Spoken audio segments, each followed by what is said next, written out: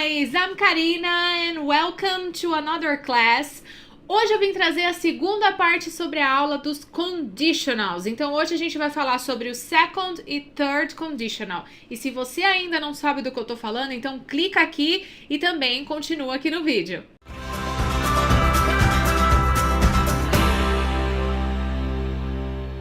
E antes da gente começar, pessoal, não se esquece de se inscrever no canal e também de compartilhar o vídeo com outras pessoas, alright? Bom, como eu disse, hoje a gente vai ver a segunda parte da aula sobre os conditionals, que é como usar o se corretamente em inglês. E hoje a gente vai ver o second e o third conditional, ok? Bom, então começando, o second conditional é quando a gente fala de coisas improváveis, situações hipotéticas que a gente gostaria que acontecesse, mas não vão acontecer provavelmente, ok? Então, nesse caso, a gente normalmente usa if, o verbo no passado simples, e na segunda parte da frase a gente usa would, mais o verbo no infinitivo, que é no presente normal. Então, vamos ver um exemplo aqui. If I had more money, I would buy a new house. A gente também pode falar I'd buy a new house. A gente pode usar o would contraído, que é o apóstrofo e o D. Então, if I had more money, I'd buy a new house. Um outro exemplo, if they won the lottery, they would travel abroad. If they won the lottery, they'd travel abroad, ok? Então, é muito simples, é muito fácil de usar. É só vocês lembrarem de colocar o if junto com o verbo no passado e na segunda parte usar o would, que dá essa ideia de iria, faria, alguma coisa assim, com o verbo no infinitivo, ok? Então agora a gente vai falar do third conditional, que não é difícil, porém ele usa uma regrinha um pouco mais complexa, que para quem está começando a estudar pode soar um pouco mais difícil de entender.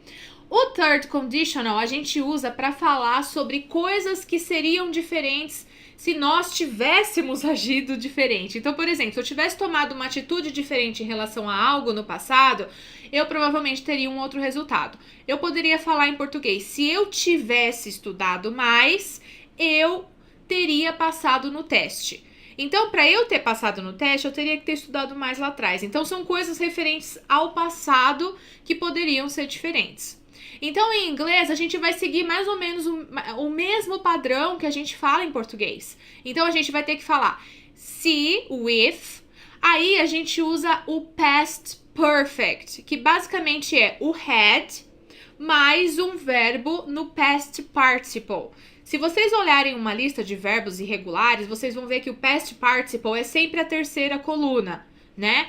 Então, a gente usa if, had mais o past participle e na segunda parte da frase a gente vai usar would de novo e aí a gente usa o present perfect, que na verdade seria o have, nesse caso você só usa o have, não usa o has. Então, would mais o have e de novo o verbo no past participle, que é aquela terceira coluna numa lista de verbos que vocês olharem. Por exemplo, se eu fosse usar o verbo go, o go no presente, o went no simple past, passado simples, e gone no past participle, ok? Então, vamos ver um exemplo aqui para vocês entenderem isso contextualizado. O exemplo que eu falei lá atrás sobre estudar. If I had studied more, I would have passed the exam. Então, if I had studied more, I would have passed the exam. Eu sei que parece difícil, mas não é, pessoal. Então, vamos ver mais um exemplo aqui. If he had driven more carefully, he would have avoided the accident. Então, again, if he had driven more carefully, he would have avoided the exam. If he had driven more carefully, he would have avoided the accident. Então, se ele tivesse dirigido mais cuidadosamente, ele teria evitado o acidente. Então, como vocês podem ver, nesse caso, em português, a gente fala de uma maneira bem semelhante, né? Então, para entender a gramática, não fica tão difícil. Então, novamente, o second conditional é usado para falar sobre coisas hipotéticas e improváveis de acontecerem. E o third conditional a gente usa para falar de coisas que poderiam ser diferentes se tivéssemos agido diferente também no passado. Então, se eu tivesse estudado para a prova, eu teria passado, ok? Então, é para falar de uma coisa que se eu tivesse uma atitude A B também seria diferente. Alright?